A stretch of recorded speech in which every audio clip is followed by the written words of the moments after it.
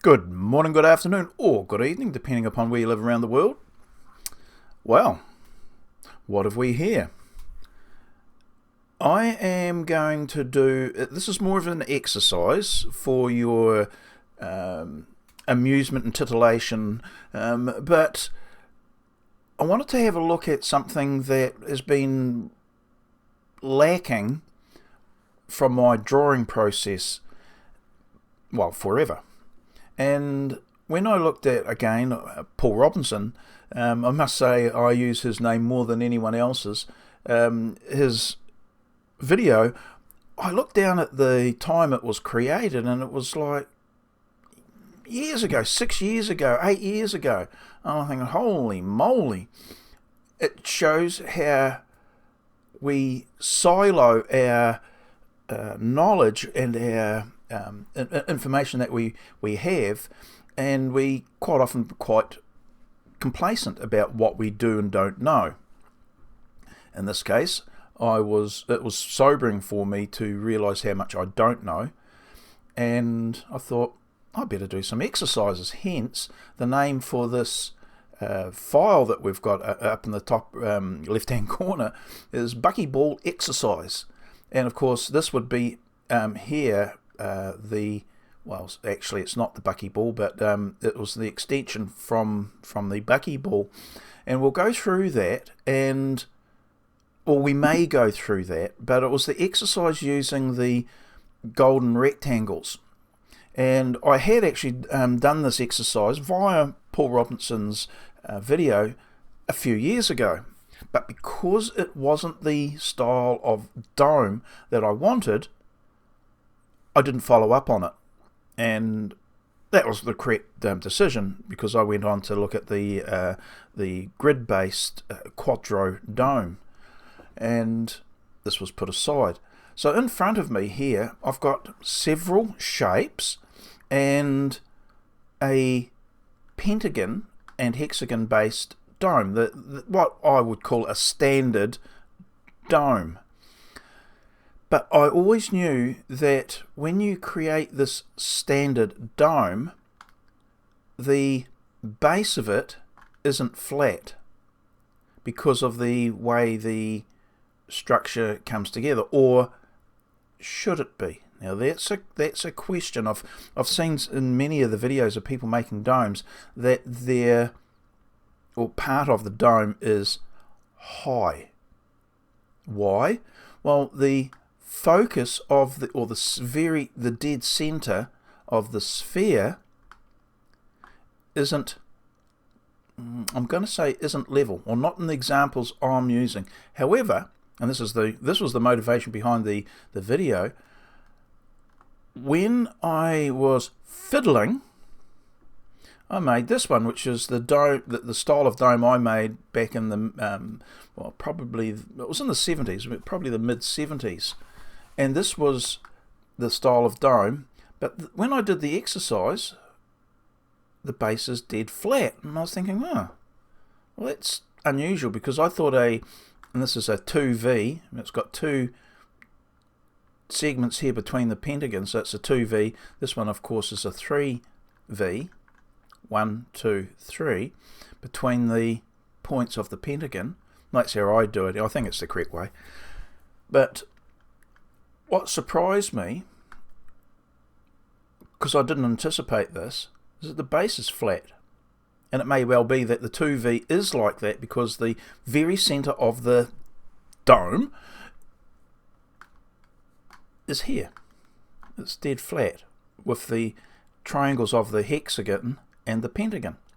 Anyway, as is usual, I waffle on a little bit, but I wanted to give you a bit of background so that as we go through the exercise of creating this, I can get to this. Now, I am going to confess my ignorance once more. I do that on a daily basis, but I think the method of getting this via this was a fudge. It was a cheat. It may well be I'm going to say legitimate, but it may be an acceptable cheat that that's what we can do. So I'm going to have to go back and look at more videos, mainly of Paul Robinson's, on how he creates this particular dome, because I'm sure he does create this in one of his videos. Could be wrong, but that's my recollection. So what we're going to do is to have a look at creating this form, and I'm going to use it in a more agricultural method. And when I say that, if anyone knows what that means, it's more fundamental, more basic. I don't get too fancy with the rotation. I do. I like the very much. I like the rotation capability of it, but you can lose track of that capacity. So I just agricultural method. You get out there and you do it. Get the job done is basically what I'm saying. Because of I'll do it so you can understand. But when actually I'll just I know I'm bouncing around a wee bit. There we go. For this reason here, I'm getting rid of this bristle cone, bottle brush type, whatever, are some of the lines that you might be able to create in your model. And they are where the points here of the triangles are, and they are the radii of the dome, or can be. And they vary depending on which dome, so they're not going to be all the same. And that is one of the reasons I thought, just keep it simple, just get the job done. So I'm going to create another screen, and we're going to start completely fresh, so with a blank slate as it were. So I'll just fire that up now, and here it is.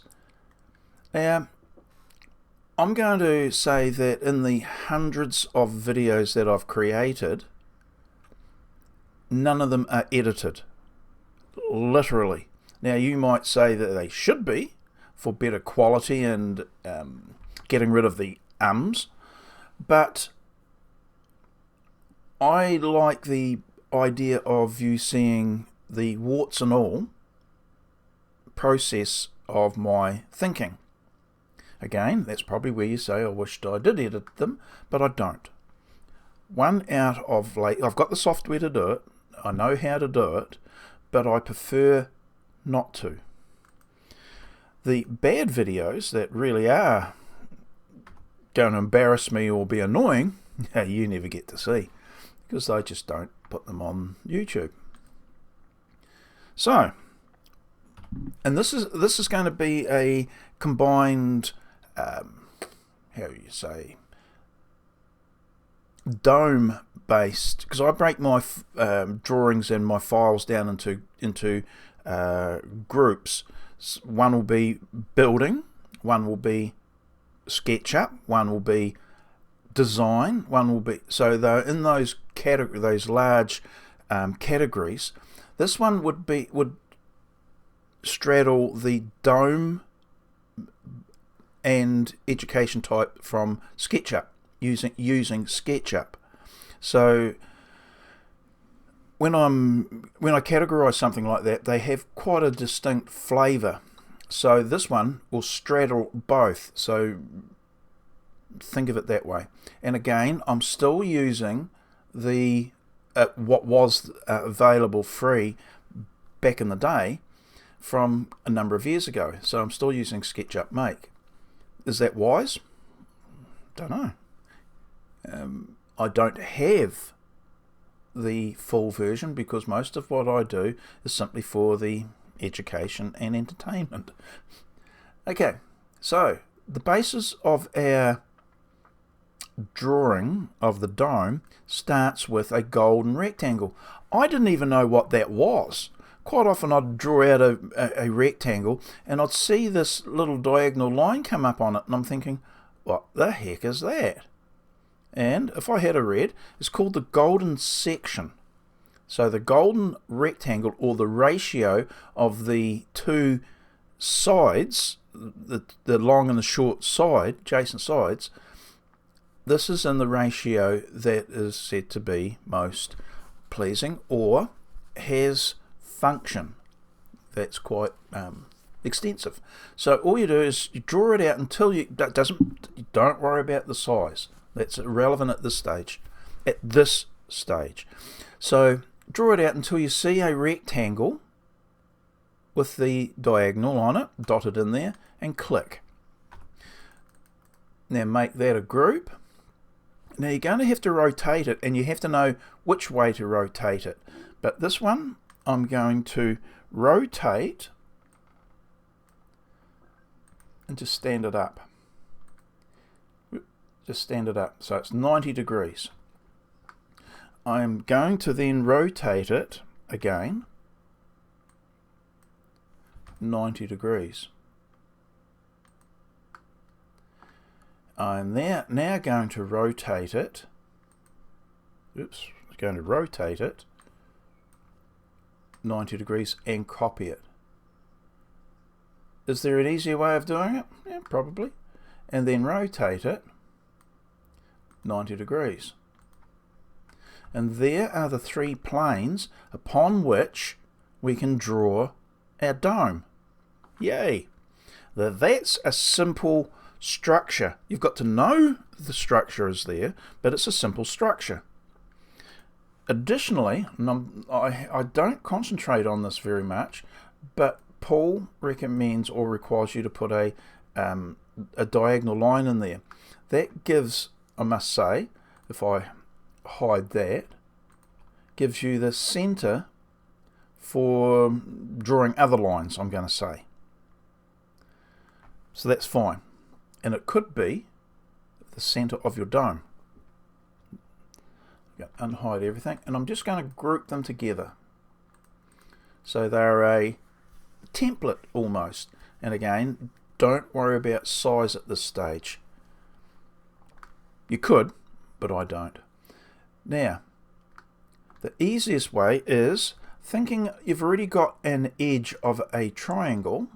You don't know that yet if you haven't come across this, but you've got an edge of a triangle right here.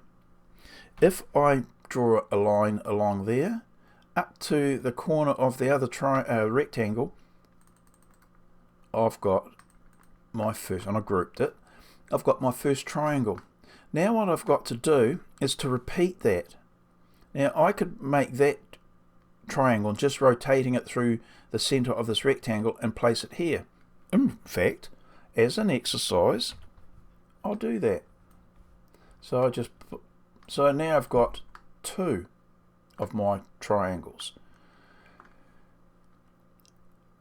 This is why this is what I'm getting to, why I start to then say, I will have the agricultural method, please, not the much more satisfying rotation method. But that same triangle, I'm going to rotate, and I place on that center point, hold down the left button on my mouse and draw it up to the apex there, and that's the center of rotation. I can now rotate this round, and you can see that it's joining up here, and it happens to be 144 degrees. Most of the, how would you say, most, and you could do that times 2, by the way. Actually, I'll show that again. Rotate, I hit the Q button on my keyboard for the shortcut for rotation. It brings up this. I take the rotation tool across to the intersection there, push and hold down the left button on the mouse, then draw it up and release.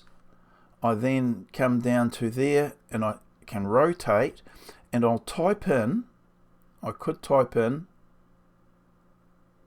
72, because 72 is going to be the not 144, because I rotated it round up to this edge here, because it was the edge here that I started with. But now, before I touch any other button, times 4, and that fills in that pentagon. Isn't that simple? Why, yes it is. You could do the same down here.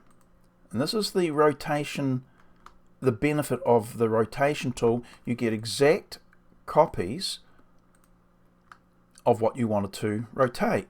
Now there, I could say, I'd go to the center there, left button, down there, rotate, and I type it in, 72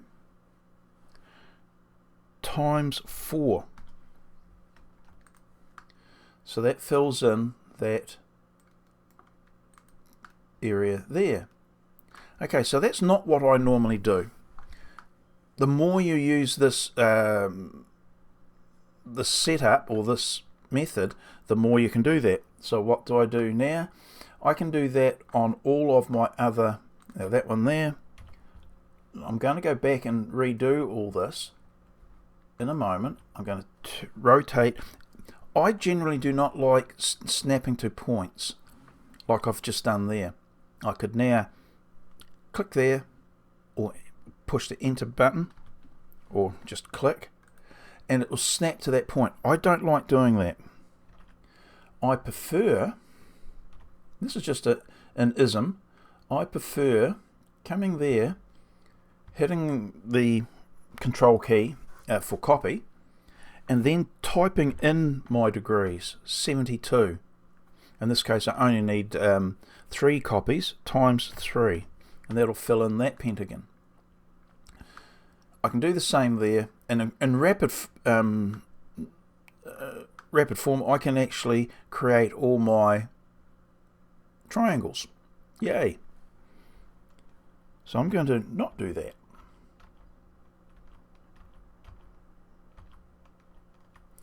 So I start with this first triangle here. Why don't I do that? Well, I do it up to a point, but I like creating,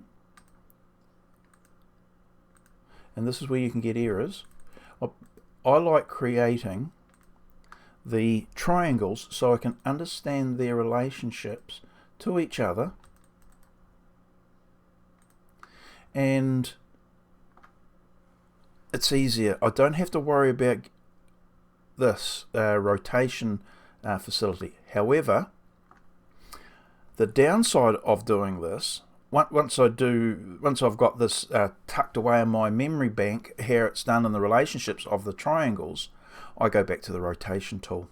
So I'm kind of half honest, but I did my first set of drawings this way. And you don't get lost so much with your rotation. Which point do you rotate from? Because that's very easy to do. So just to fill in the, and it's not as quick, to be fair, and it does introduce the mechanical or the physical chance of creating an error. Rotation, not so much, if at all. So you can create your sphere, very pointed one, through this method. So I'm just going to pause and I'm going to complete the surfaces, and I'll come back to you because this is taking long. I normally like to keep the videos between 10 and 20 minutes at the most. We're approaching the 20-minute maximum, and therefore I'll create a part 2, and there'll be a part 3 and a part 4, but a part 2 in the next video. So I'll just pause for a moment. So we're back again after I've completed all the sphere. Now I had 2 instances of the very fact that I was talking about before, the very situation where I got a bit of inaccuracy. Should I? No. And why I make these videos unedited to show you. I wished I had have kept the video recording, but when I created this triangle, or it might have been this triangle actually, I put the lines in 3 lines and it didn't generate. And I thought, well, that's a bit odd. So I'll hide that, and hide that. See how when you're, depending on your angle, you don't know necessarily what you're looking at. And if you don't know what you're looking at, nor does the software sometimes, or the software will see something that you can't. And I am assuming, and that is the worst thing possible, but I am assuming I wasn't clicking in the right area for SketchUp to recognize the point at which to generate the surface and via the line. Anyway, so I had to disappear the triangles around it, and I found a line missing, which is still odd. But there you go. Can't help that. Also, in doing some of the because I rotated a couple, and this is a feature, not a failure of SketchUp. It can be a damned annoying one at times, but hang on, what's going on here? That's telling me what?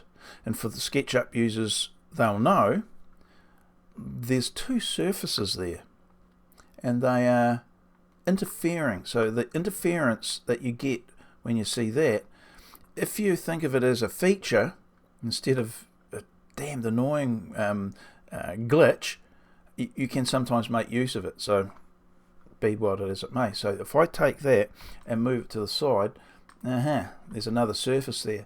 And that was why in the beginning, I do the rotation a lot now, but in the beginning I like to create my surfaces one by one. Has its downsides, as I've alluded to already, but so too does the rotation thing, because you start to lose which way your surfaces will be rotated, and you can come around and have a look like that. Righty-ho. I can delete that. If I hide this for a moment and I take the surfaces which I grouped that created the, actually I might move that 5 meters, another 3, but I can now have just this, just the surfaces, just the surfaces, and I'll move this out 5 meters and I explode it. This is something I didn't think to do until I saw again Paul Robinson. He did this, so he exploded it. So now you can see that they're only thin lines, which are indicating that they're not grouped. These thick lines, these thin lines, grouped, ungrouped. Now when I click that and go to move it, it's sticky. So when I stretch it round, all other surfaces are attached. It's correctly formed. Now, I haven't tried this. I'll move. Yes, that's that troublesome triangle. This one, oh yeah, that's good. Touching the surfaces. You don't have to do this to all of them, but because you had a glitch in the drawing of it, you can now test your drawing by moving them, and if they're like this, all stuck, then you've drawn it correctly. And in that case, I can now proceed with this shape to generate my domes. I hesitated there for a moment because I'm not going to say the correct dome or whatever. I'm going to create my domes. But in the next video, what we'll need to do, and I'm going to end it now, I'm going to have to rotate this to make my life easier. So we'll come back to that in the very next video, and then we'll move on from there to show the variations that are required or are possible when you use this base, which was this base shape that was derived from this the space form or format structure. Okay, see you in the next video. Bye now.